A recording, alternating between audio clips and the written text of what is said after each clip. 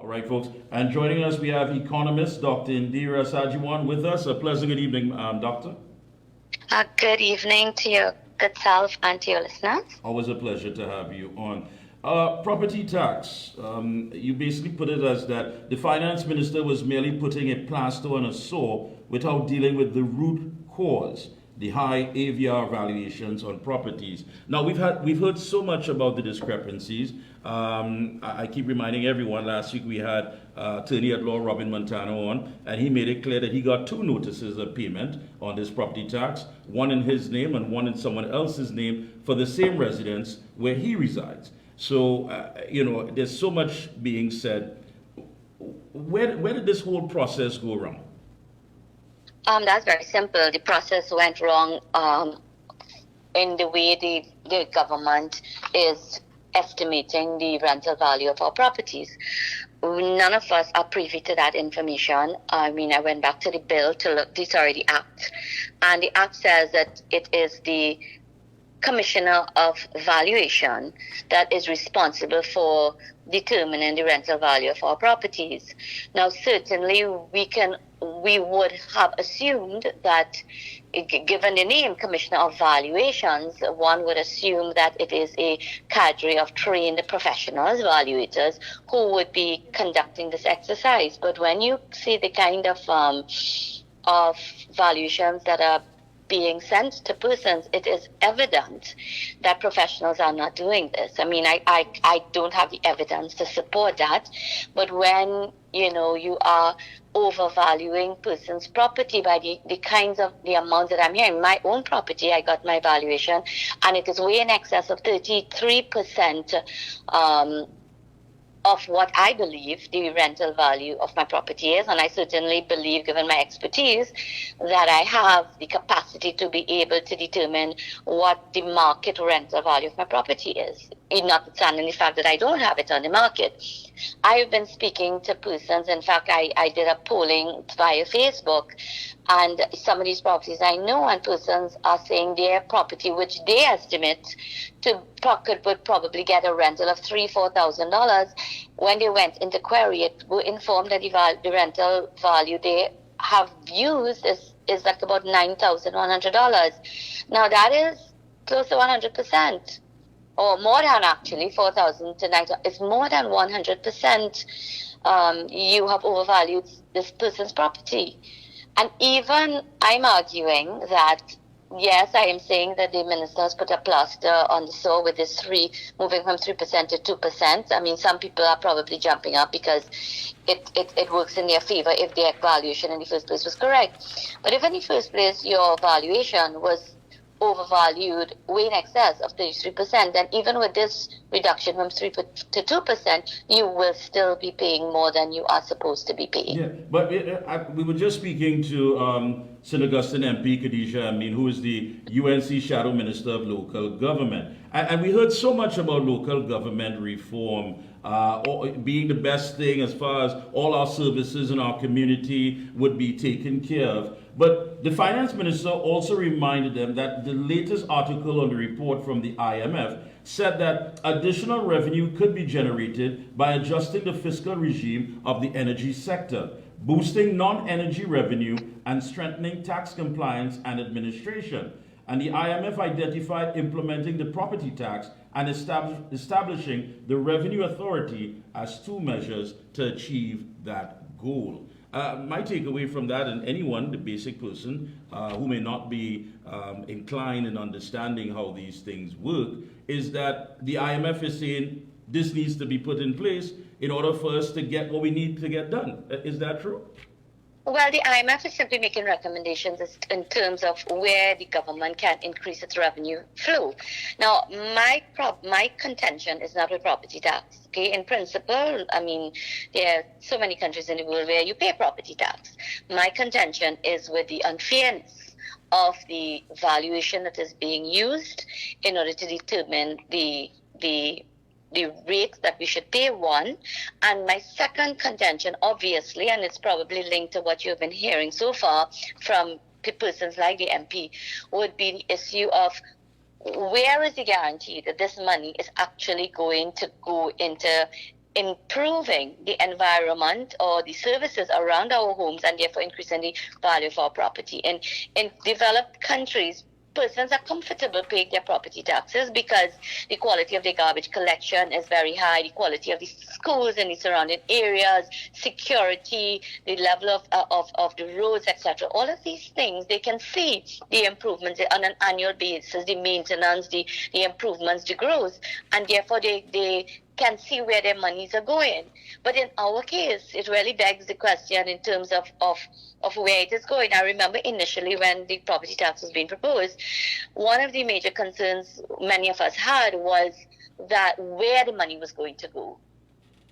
We were not happy that the money was going into the consolidated fund, because then it was left to central government to determine how it would be dispersed. Now that's still the case. So there are two issues. There's one, the potential reduction. Obviously, if the minister has reduced the percentage and he's still going ahead with the tax, he'll get less revenue than he would have budgeted for from the property tax. But the more important issue is, when this money goes into the consolidated fund, where is the guarantee that the money will move from there to the requisite regional corporation? So if I pay my property tax, where is the guarantee that that payment that I made is going to come to my regional corporation in order to be able to be used to improve the environment in which my house is located? There is nothing from the government that gives us that sense of satisfaction that will happen.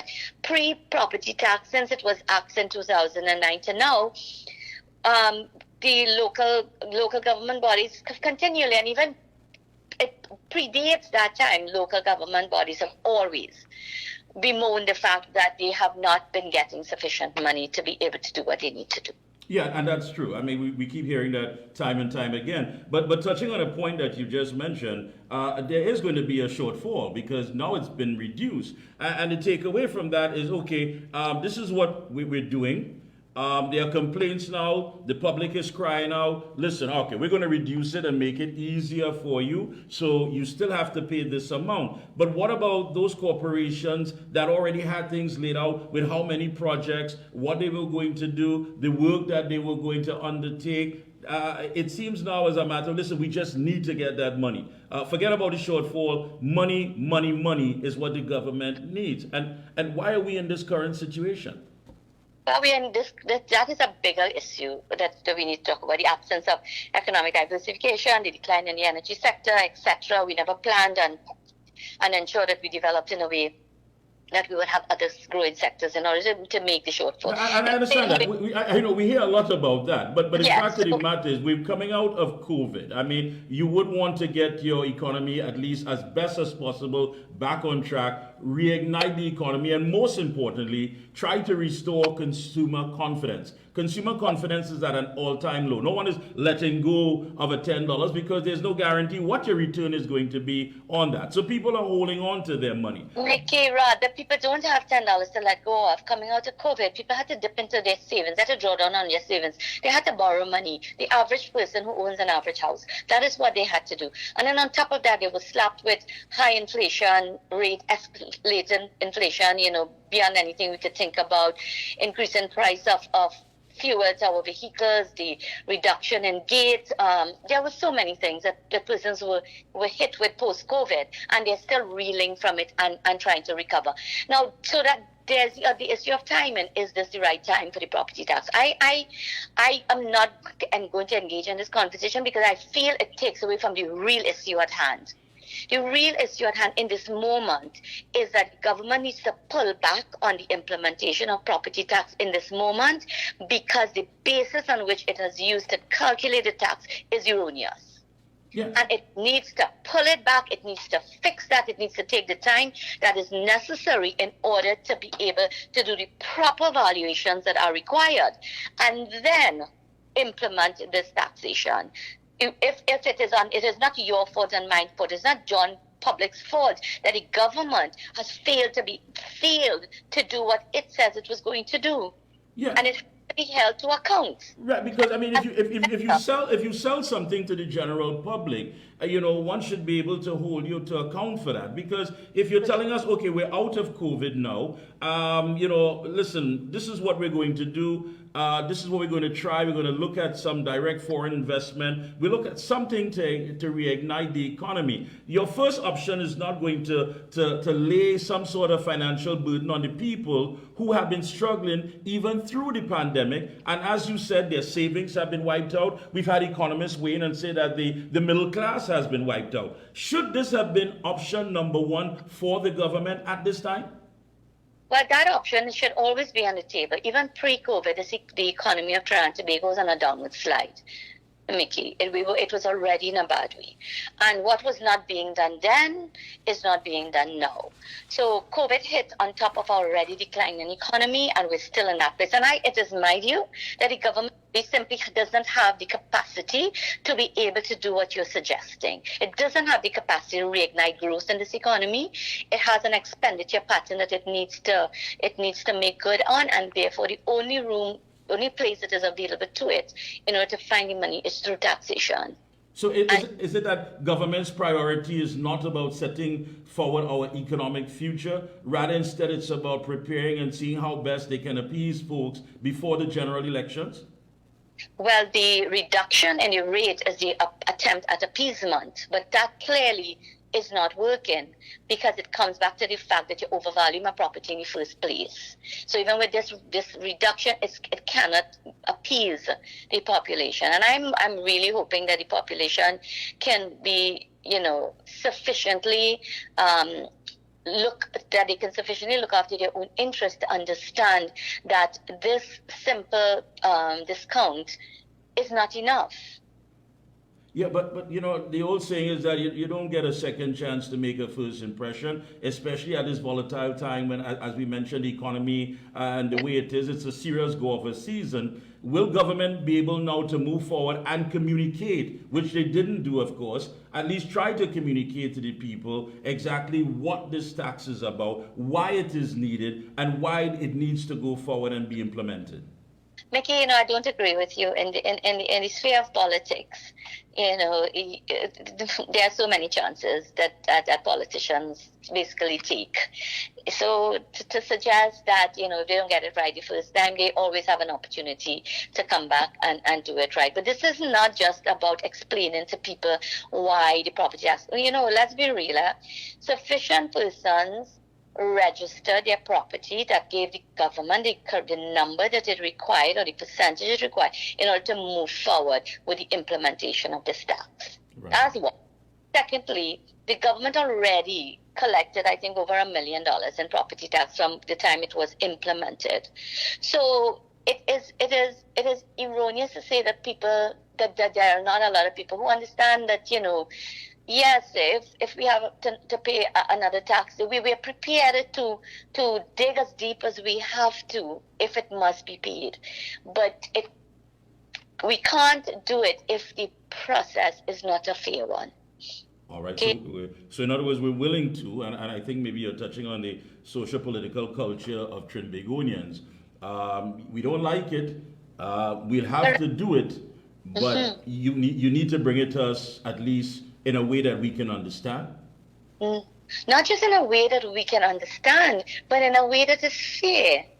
You cannot say to me that the rental value of my property, if I rent my property, that this is the rental I will get when I fully well know that is not the case. Yeah. That is the bottom line, I mean, the thing about it is use fairly. And I've seen some really good suggestions coming from the public. So the next thing that is concerning is the fact that persons who are aged and infirm, for example, the government is offering a deferral of the tax. Deferral is not waiver. Deferral of something means you're not paying it now, but it's going to be owed some time into the future. Yeah. So the is correct to say that at some point in time, when somebody else inherits this property, that person is probably going to have to make all the backlog. The questions that are not answered are, will that backlog be subject to the interest rates that we are seeing, and which is another thing that is prohibitive that we need to cry out against.